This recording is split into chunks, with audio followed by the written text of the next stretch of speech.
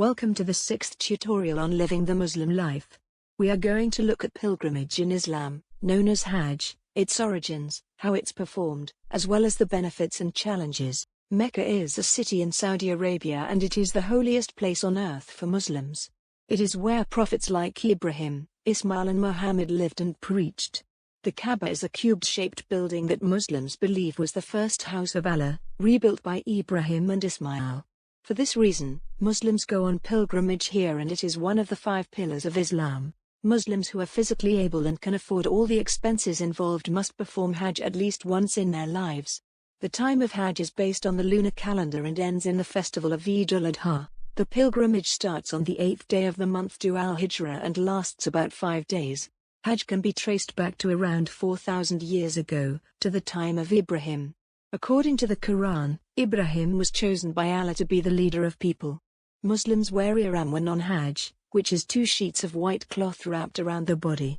Women can wear simple clothes, usually white.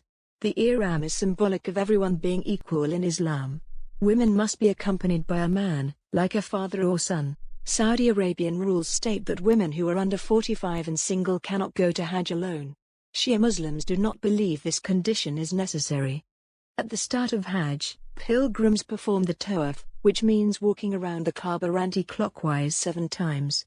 They then walk quickly between the 2 small hills, Safa and Marwa, which reenacts Hagar's search for help when she and her son Ismail were thirsty in the desert, after Ibrahim's wife Sarah banished them. Muslims believe that when Ismail's heels struck the ground a fountain appeared. Pilgrims then go to Mina, 4 miles away from Mecca. The next morning, after prayer, they walk 9 miles to Arafat. They stay in tents on Mount Arafat and pray.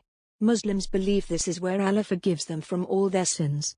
At Muzdalifa, pilgrims collect pebbles. The next day they return to Mina where they throw the pebbles at a wall that represents the devil. At the end of Hajj, pilgrims sacrifice animals if they can afford it. Men shave their heads, which is symbolic of new life and forgiveness of past sins. Women cut a few hairs. They then perform a final tawaf. Hajj is important to Muslims because it is one of the 5 pillars and must be completed at least once in their life, if they're able. It also shows the unity and equality of Islam. Finally, it is an opportunity for all sins to be forgiven and have a fresh start. One of the benefits of Hajj is that it is a time for Muslims to leave the distractions of their everyday life and just focus on their own spirituality and relationship with Allah. They often return home inspired, refreshed and changed. However, Hajj is also very demanding, both physically and financially. The elderly, the sick and the young may struggle to travel all the distances.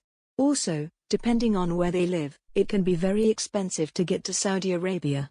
Also, when Muslims return home, they may struggle to make sure that all the lessons they've learnt during Hajj are not forgotten when they return to their everyday life. In the exam you might be asked to explain 2 reasons why Muslims complete Hajj, or argue for and against the benefits of Hajj outweighing the challenges. In summary, Hajj is one of the 5 pillars of Islam.